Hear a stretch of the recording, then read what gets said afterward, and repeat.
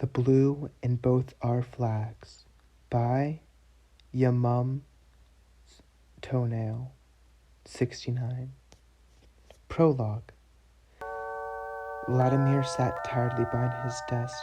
The past few months had been tiring due to the differences with Russia. He had just gotten news that Russia had invaded Ukraine, and Vladimir was hopeless. He couldn't give that old bastard Vladimir Putin his way by giving in, but was a war really worth it? He was clueless on what to do. Of course Ukraine had her allies, but he really was going to involve other countries and people in this? Russia is still extremely powerful and mighty, and Vladimir knew that Vladimir Putin would do whatever it takes to get his plan working. Vladimir once again read through the paperwork and declarations in front of him. When he came to the conclusion on what he would do, he was going to meet Vladimir Putin eye to eye. All the paperwork he had gotten was not clear. He did not know what Vladimir really wanted. So President Zelensky would ask. Would Putin really agree is what mostly bothered him. Vladimir Putin was the mighty leader of Russia. It was worth a try, though. It was not like Vladimir Zelensky had any other ideas to what to do. The fighting needed to stop. But was this really worth it? Vladimir started to write the letter. Chapter 1. Vladimir was once again sitting at his desk in his office, since Vladimir sent his response to Putin 3 weeks ago, and it was eating him up alive. Why was it taking so long for this old man to give a goddamn response?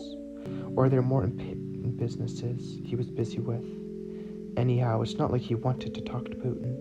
He just wanted information and clues on what to do to end this fighting without compromising Ukrainian sovereignty.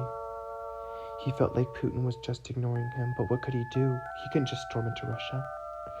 He needed a response, and fast. Russian troops were getting closer and closer into Ukraine.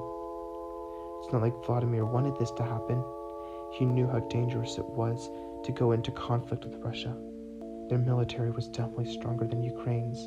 The country had more allies and more power, but still, Vladimir couldn't give up. He needed to talk to Putin. A knock on the door was heard. Vladimir stood up from his desk and opened his door. His assistant was stood in front of his door, holding an envelope. Vladimir opened it with wide eyes. The assistant noticed Vladimir staring at the envelope, expecting some kind of information from her. From Vladimir Putin, sir. He quickly took the letter. Putin actually sent a response. He sighed, knowing this could change history depending on the answer and the fate of Ukraine. The letter wasn't long, nor was it special. It was short and clear. He had agreed. Vladimir Putin himself personally wrote a letter response to him. He accepted to meet face to face. He agreed to meet each other a week away from now. Vladimir wasn't actually free that day, but he would compromise. Once again, Vladimir had another problem. He had found out how to come to an agreement with Putin to end this madness. He knew it was going to be difficult, seeing how Putin and his opinions were extremely different. They had to be on good terms. Was it worth a try? A week had passed. Today was the day Vladimir was going to meet and talk with Putin. He had tried his best to keep things as much as a secret from paparazzi. He had a lot of other problems to deal with, and paparazzi couldn't be one of them. Meeting Putin wasn't really connected with the words positive or good. Vladimir also did not want to have the best bond with the man, but to be honest, this could open a whole new chance for Ukraine, a better future, without worrying about Russia compromising sovereignty. Time skip. Vladimir had arrived and was sitting in a rather small room with 2 chairs in the middle of the room and a small table in the middle. He was waiting for Putin to arrive to start their meeting. Only a few seconds had passed when he heard the dark wooden doors open. He lifted up his head to see the one and only Putin standing in the door, opening. Seeing how this was actually the first time Putin in real life, he was quite flabbergasted to say the least. The man wasn't bad or ugly looking, but this was his enemy. So, why did President Zelensky find him so attractive? Of course not. It was just some random thoughts floating in the Ukrainian president's head. Due to all the recent events, he must be coming down with a small case of insanity. Only a few seconds had passed when Vladimir realized Putin was still standing in the door opening. Was he supposed to say anything?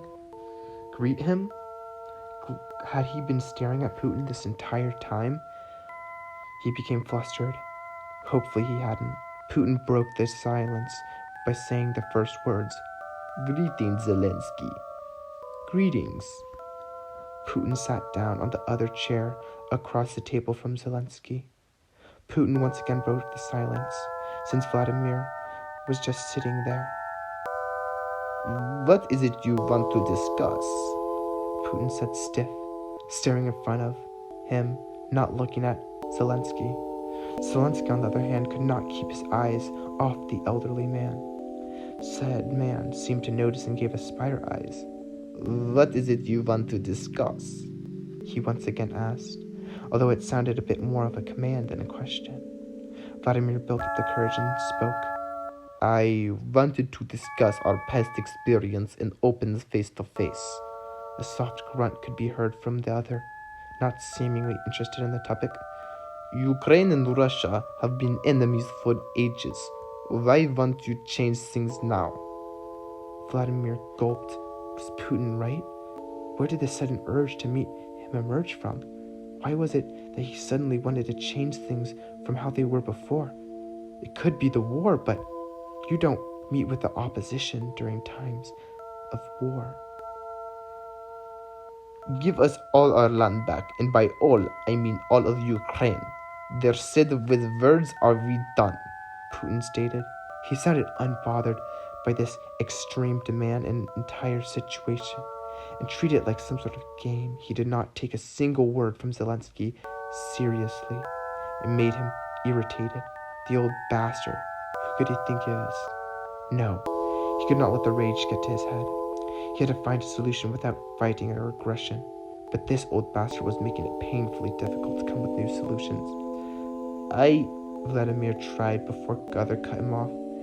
I think it's better we keep it like this, Zelensky. I do not see why speaking is necessary to make a solution. I've listened to what you want, and honestly, he chuckled, standing up and walking directly in front of the younger president. It's pathetic. Chapter 3. Excuse me? Vladimir thought in disbelief. He could not believe the words that just came out of the other's mouth. Putin still looked at him deeply in the eyes. Zelensky gulped. Was he really going to speak up? No, he wasn't. How stupid it made sound. He was kind of terrified and intimidated, though. Putin still looked at him, slightly smirking. Vladimir tried to speak before he got interrupted by someone chuckling. Zelensky finally decided to look Putin back in the eyes. Was he making fun of him? No, he had to keep calm. He was not going to fall for Putin's childish behavior. I will take my leave now. It's sad that we were not able to make an agreement today. Zelensky spoke, walking past Putin. Before he could take another step, his wrist was grabbed from behind. Vladimir's heart stopped for a moment. He stopped walking to turn to look at his wrist that was grabbed by Putin. Sir, I'd rather you not touch me without my consent, Zelensky tried to say with as much confidence as possible. He tried to pull his hands back, but the grip from the other was weirdly enough quite strong. Before Vladimir knew, he was pulled back and once staring directly into his eyes. Why leave so soon? Putin said in a tone he could not quite place. Seeing how you don't want to make agreement, I think it's better we stay out of each other's way. Still in position, Putin still holding firmly onto Vladimir's wrists. Putin came close to Vladimir's ears and whispered, I never said I wanted you to leave now, did I? President Zelensky's heart started beating faster than ever. Was this old bastard just playing with him? With slight shock, he looked back at the older man still in his grasp. What? You heard me. Or do you want me to repeat myself? No, of course not. Exactly. Suddenly, Vladimir's other wrist was also grabbed. What are you? I think I may change my mind. Sit down. Vladimir's eyes whitened. Putin had finally let go of his wrist. Should he just sit down or leave? The sudden change in behavior was making him feel things. No, if he really had changed his mind, think he should better take a chance. President Zelensky once again sat back into the same chair as Putin said. Putin pushed the table separating them both back and turned his chair to look directly at Vladimir. Vladimir looked slightly uncomfortable, confused at the same time. He shifted back a bit in his chair, almost making contact.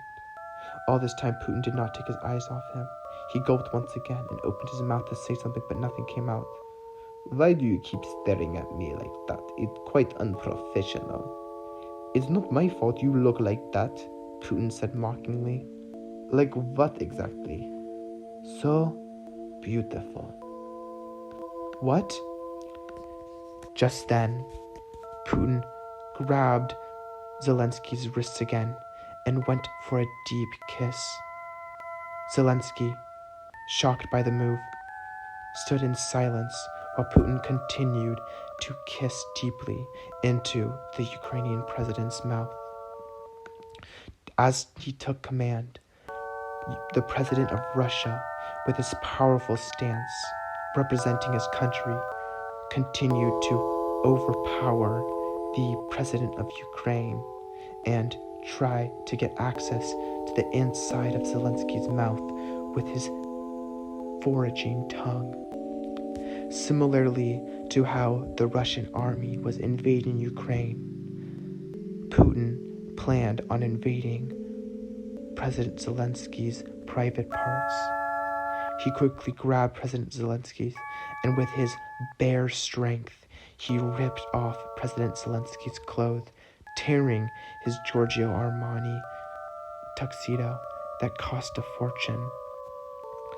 All doing this while President Zelensky remained still, fearful of what the Ukrainian president might do, but at the same time undeniably getting hard by the direct nature of the president of Russia's sexual prowess. Putin went straight to work as he continued to kiss Vladimir Zelensky, who was now in nothing but his underwear. He slithered his hand down to Zelensky's underparts and slowly, with the loop that he took out from the pocket of his clothes which still remained on his body, began to massage President Zelensky's rim and slowly enter a finger after another into the Ukrainian leader, loosening him up rather quickly. President Zelensky could do nothing but moan at the pleasure felt as the Russian leader continued to massage his rim and hit his prostate with his roaming fingers. Zelensky fully opened up to him, totally disregarding any political or battle nature that was currently going on, and giving in to the two of their lustful desires.